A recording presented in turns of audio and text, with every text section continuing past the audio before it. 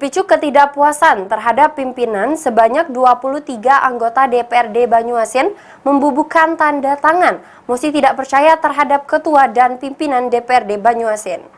Wakil Bupati Banyuasin, Haji Selamat Somosutono, Sarjana Hukum.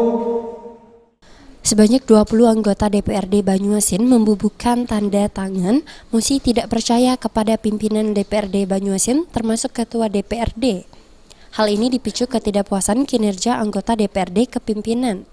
Atas hal ini, Ketua DPRD Irian Setiawan menegaskan jika pimpinan DPRD tidak pernah melanggar kode etik serta terus menjalankan program kerja DPRD. Akan tetapi, Irian tidak menampik adanya ketidakpuasan kinerja pimpinan terkait aspirasi DPRD ke Pemkab Banyuasin yang dinilai tersumbat. Lebih lanjut, Irian juga menjelaskan siap menghadapi proses aturan yang tengah berjalan di Badan Kehormatan Dewan DPRD. Masih tidak percaya juga ada dasarnya kan. Pertama, apa yang dilanggar oleh pimpinan?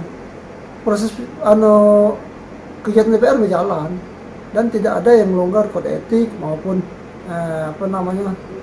etika yang dilanggar. Dan juga kemarin disampaikan kepada BK, silakan BK proses kan. Kalau ada yang dilanggar ya kami sebagai pimpinan taat aturnya berlaku, aturan hukum kita jalankan.